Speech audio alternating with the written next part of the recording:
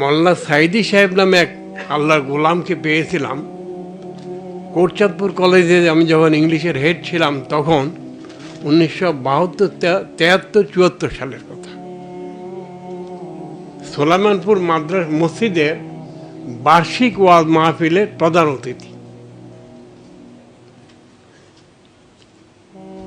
আমি যাওয়ার সময় টেলিফোন মাইকিং হচ্ছে, মাইকিং শুনলাম। তখন আল্লাহ শব্দটা শুনলেই কলিজা জড়িয়ে যেত, সেই সময়ের কথা আমি বলছি। ক্লাসে পড়ালাম, প্রিন্সিপালকে বললাম যে আপনার বাকি টিচাররা কি আজকে বাকি ক্লাস নেবে আরও? তো ওখান থেকে দুইজন এসে বলল আমরা নেব না, তুমি একাই পড়াও। আমি ঠিক করলাম 4 ঘন্টা পড়াবো। তো 3 ঘন্টা আমার ইংলিশের সাবজেক্ট এটা উপরে যা পারলাম বললাম। আমি একটা দিনও আলহামদুলিল্লাহ না পড়ে কোনো ক্লাসে যাইনি। শেষে আমি বললাম যে আমি আসতে মাইকিং শুনলাম এখানে নাকি কোন এক আল্লামা দেলোয়ার হোসেন সাইদি সাহেব আসবে সোলাইমানপুর অমুক মসজিদে, সেখানে মেলা বেহেশত বিক্রি হবে। তো আমার দরকার, আমি যাব, যদি তোমরা যেতে চাও। দেখি ছেলে মেয়ে সব উঠে গেছে, 550-600 আমার ছাত্রছাত্রী থাকতো। আমি বললাম যে মেয়েদের মতো ব্যবস্থা নাই, তোমরা ছেলেদের মধ্যে যারা যেতে চাও আসো। আমি মোল্লার ওয়াজ শুনলাম।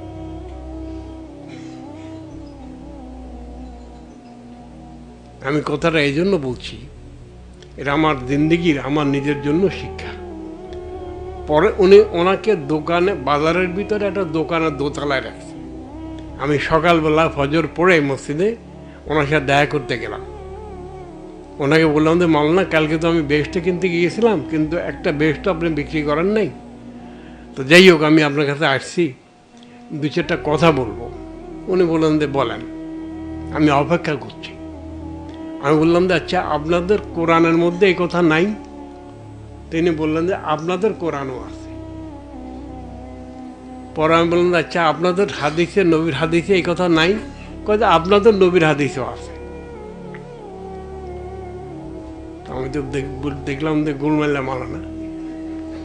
পরে আমি বললাম যে আচ্ছা ঠিক আছে, আজকে আপনার প্রোগ্রাম আলমপুর, এদিকে সোলাইমানপুর, এটা কোটচাঁদপুর, এদিকে আলমপুর, ওদিকে ফুলবাড়ি। পরে আলমপুরে প্রোগ্রাম। মালানা, আপনাকে আজকে শুধু শুধু লা ইলাহা ইল্লাল্লাহ এর উপরে কথা বলতে পারবেন কিনা? আমি পারবো না, আমার আল্লাহ তৌফিক দিলে পারবো। আমি ইংলিশের শিক্ষক, ওয়াজ মাহফিলে যায় না, আমি বেশরম গেছি, সাথে অনেক ছাত্রছাত্রী গেছে, সাধারণ লোকেরও গেছে, এবং সাঁকো পের হইতে আমি পড়েও গেছি নদীতে, সেই কপোতাক্ষতে। তারপরও পেছনে আসি নাই, ওই ভিজা কাপড় নিয়ে আমি ওই মওলানার আলোচনা শুনতে গেলাম। আল্লাহর রহমত, তিনি এর উপরে কথা বললেন। পরের দিন সকাল আবার গেলাম। আমি মাওলানা, কালকে তো আপনি এটা আপনি বলেছেন, আজকে ফুলবাড়িয়াতে প্রোগ্রাম, আপনি শুধু মোহাম্মদ রসুল্লাহ সাল্লাল্লাহু আলাইহি ওয়াসাল্লাম বললেন। আমি চেষ্টা করব, আমার আল্লাহ আমাকে তৌফিক দেন। সেখানে আমি গেলাম। প্রথমটাতে আমি 1000 লোক দেখেছি সোলাইমানপুর, দ্বিতীয়টাতে 2-2.5 হাজার লোক দেখেছি, তৃতীয়টাতে 5000-এর বেশি উপরের লোক দেখেছি। কথাটা আমি এই জন্য বললাম যে আল্লাহর গোলামের সাথে আমার দেখা তিনি করে দিয়েছেন, আর আমি ছিলাম অভুক্ত, তৃষ্ণার্থ।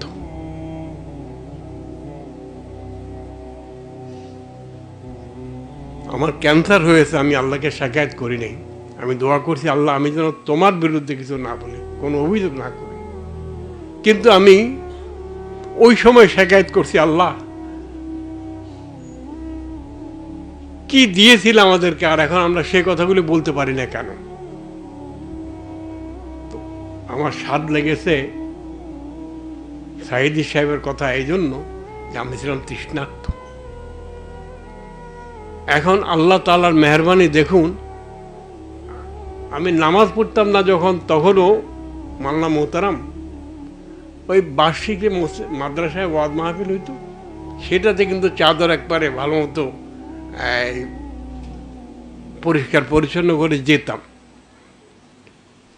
কিন্তু প্রথম যে আয়াতটা পড়তেন, 3 ঘন্টা ওয়াজ করতেন, আয়াতের তর্জমাটাও পেশ করতেন না। আর আজকে দেখেন আল্লাহর রহমতে শুধু আমাদের এদেশেই না, সারা দুনিয়াতে হয়েছে। কিন্তু এদেশে অনেক, আমি মনে করি এটা আল্লাহ তাআলা বাংলাদেশের প্রতি বহু অনুগ্রহ করেছেন। এটা সবচেয়ে বড় অনুগ্রহ যে দায়ী আল্লাহ তিনি বানিয়ে দিয়েছেন। তার মধ্যে 2টা গোলাম এখানে আছেন। আমার প্রথম কথা শেষ। আমার মনে হয় যে সাইদি সাহেবের এই ওয়াজ শোনার পরে আমি ঢাকা চলে আসলাম। তাঁতি বাজারে গিয়ে দেখলাম মুরব্বীরা বসে আছেন। আমি তাদেরকে বললাম যে আমি একটা খনির সন্ধান পেয়েছি। কি? এই আপনার লোক পাঠান, দেখেন। তারপর আলহামদুলিল্লাহ প্রোগ্রাম হলো। সাইদি সাহেব সারা দেশে আলোচনা করলেন। আর এখন তো না সময় দিতে পারেন না। এই যে বললেন না, এই গোটা রমজানে একটা প্রোগ্রাম নিয়েছেন আহমদুল্লাহ সাহেব, আর ওনারটা আমি বলার শুনবো পরে। যাই হোক, আমি 2টা দাবি জানিয়ে শেষ করতে চাই। এর দাবি সকলের কাছে, মেইনলি এই 2 বুজুর্গের কাছে। আগের দিনে কিন্তু বড় বড় বিল্ডিং করে এই দিনী মাদ্রাসা হইতো না। একজন উস্তাদকে কেন্দ্র করেই দূর দূরান্ত বহু দূর থেকে, দূরের দেশ থেকে লোকেরা পড়তে আসতো। আমার প্রথম দাবি হচ্ছে আপনাদের মতো যারা আছে, আমি আবার বহু বছর ওয়াজ মাহফিলে বহু বছর যাই না। আমি যদি যত শুনবো, ওয়াজ মাহফিলে সত্য কথা বলবে, আর এটা আমাকে আমল করতে হবে, এত পারা যাবে না। এখন আমার দাবি যে আমি চাই যে এই হযরত মাওলানা আহমদুল্লাহ সাহেব এবং সাইফুল্লাহ সাহেব, কে সাইফুল্লাহ নাম রাখছে আল্লাহ জানে, এত সুন্দর নাম। তো আপনাদের সারা দেশে ডিভিশনাল হেডকোয়ার্টার এবং ইম্পর্টেন্ট জেলা এবং ইম্পর্টেন্ট কিছু আগের সাব ডিভিশন এবং ইম্পর্টেন্ট কিছু থানা, এটা আপনারা বাছাই করে নেবেন। আল্লাহ তাআলা আপনাদেরকে দীর্ঘ হায়াত দান করুন। আপনারা এখানে মোবাইল মাদ্রাসা করে ফেলবেন এবং স্টাডি ক্লাসের মতো এখানে আপনাদের আলোচনা 2 দিন 3 দিন 4 দিন চলবে এবং এখানে এটা একটা মাদ্রাসা হয়ে যাবে। ঘর নাই, কিন্তু মানুষগুলি আছে। আমার চৌধুরী ডাক্তার হাসান, উনি অনেক সুন্দর সুন্দর কথা বলেছেন। তো একটা দাবি, এটা কি মানা হলো চেষ্টা করার? হ্যাঁ, আচ্ছা, এটা শুধু ওনারা দাবি করলে হবে, ওনারা মানলে হবে, আপনাদের মানতে হবে না? আপনারা কে কে মানলেন? আমার নিচে নিশ্চয় বোনেরাও মানছে। শেষ, 1 নম্বর দাবি শেষ। 2 নম্বর, এই পাগল বহু বছর থেকে, সেই 72-73 সাল থেকে একটা আবেদন জানিয়ে আসছিলাম। সেটা হলো ইমাম বেশিরভাগ জায়গাতেই ট্রেডিশনাল খুতবা দেয়। ইদানিং আলহামদুলিল্লাহ অনেক মসজিদে অর্গানাইজড খুতবা দেয়। আমার নানা ছিলেন একজন LMF ডাক্তার 1916-এর। তিনি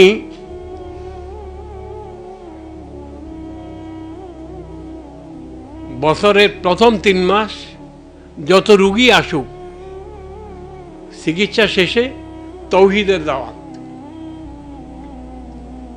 দিতেন।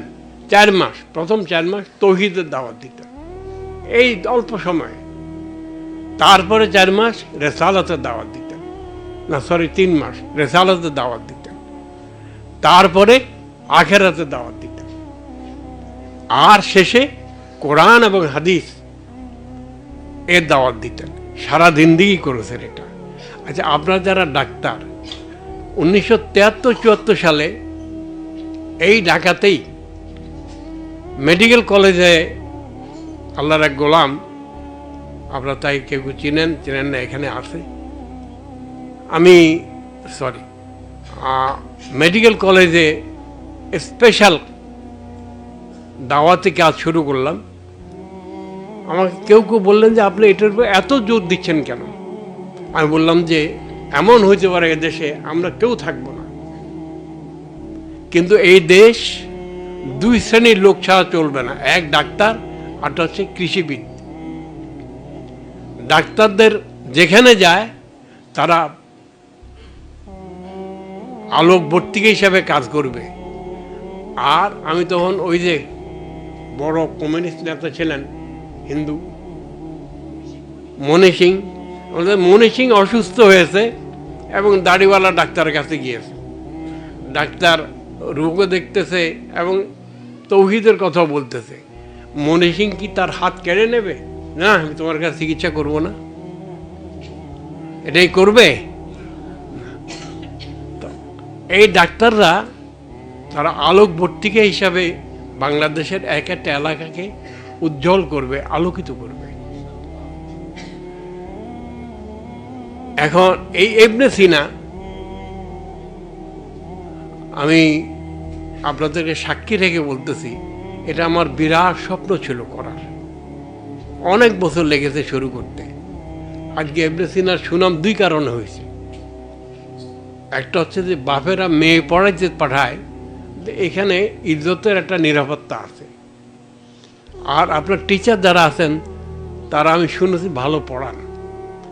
অল্প কয়েকটা প্রাইভেট মেডিকেল কলেজের মধ্যে ইবনে সিনা একটা। কিন্তু বাপের ছেলেকে বা মেয়েকে মেডিকেলে পড়ায় কি জন্য? পাশ করলে পয়সা আয় করতে পারবে ভালো, তো তারা এই কাজটাই তো করে। পাশ করার পরে পয়সা আয়ের জন্য বাপে পড়াইছে, মায়ে পড়াইছে, তো এই কাজটাই তো করে নাকি? আল্লাহ কি কোনো দায়িত্ব দিয়ে পাঠায়নি? তো সেটা কে করবে? আপনারা আমার কথা বুঝতে পারছেন, আমিও শেষ করতে চাই। আজকে আহমদুল্লাহ সাহেবের প্রোগ্রাম না হলে আমার এখানে আসা হইতো না। আর এখানে না আসলে এই promised boys and girls, ladies and gentleman, আমার মায়েরা, বোনেরা, মেয়েরা এবং আমার ভাইয়েরা, বাপেরা, ছেলেরা, আমি আপনাদের চেহারা একসাথে দেখতাম না। আমার এই হয়তো পড়ন্ত বেলায় অথবা আরো অনেক দিন বেঁচে থাকতে হবে, একটা দোয়া করবেন বিছানায় শুয়ে শুয়ে যেন না মরে। আমি এই দাবি করতে চাই, দুনিয়ার জন্য ডাক্তার হবেন না আপনারা, দিনের জন্য ডাক্তার হন, দেশের জন্য ডাক্তার হন, মানুষের জন্য ডাক্তার হন। এবং মানুষ মানুষ মানুষ, মুসলমান নয়, হিন্দু নয়, বৌদ্ধ নয়, খ্রিস্টান নয়, ইহুদি নয়, মানুষ। এবং আপনারা মেহরবানি করে বাংলাদেশের প্রতি ইঞ্চি মাটিকে, প্রতিটি বালু কোনাকে মানুষ হেঁটে যাওয়ার সময় যেন শুনে লা ইলাহা ইল্লাল্লাহ পড়তেছে। কি আওয়াজ কোত্থেকে আসে? মানুষ নেই, ওই বালি থেকে, গাছ থেকে, পালা থেকে, সব জায়গা থেকে যেন আওয়াজ আসে। সেদিনটা আল্লাহ তাআলা আমাদেরকে দেখে যাওয়ার তৌফিক দেন, আর তার উসিলা আপনারা হবেন। আর মাদি মাল্লা হবে এরা, এই যে মাল্লারা। তো তাহলে ক্লাস হবে। মাল্লা সাইদি সাহেবকে আমি বলেছিলাম যে মাল্লা আপনি এটা শুরু করেন, বর্ষাকালে ওয়াজ করা যায় না বাইরে, ঢাকাতে এবং বিভিন্ন জায়গাতে হলে শুরু করেন। কিন্তু এটা দিনের বড় বড় দায়ী যারা, তাদের মাথা আমি ঢুকাতে পারিনি, কারণ আমার তো ক্ষমতা নাই, যোগ্যতা নেই, কথা বলতে পারি না। তো আপনারা মেহরবানি করে আপনাদের বন্ধুকে, কারা কারা বন্ধু, পরিষ্কার মাথাওয়ালা বন্ধু, ওয়াজ সুন্দর করার জন্য মিষ্টি কথা বলে না, হক কথা বলার জন্য কথা বলে, তাদেরকে আপনার মেহরবানি করে এই ক্লাস অনেক টিচার দরকার আমাদের। সারা দেশ অন্ধকারে ছেয়ে গেছে।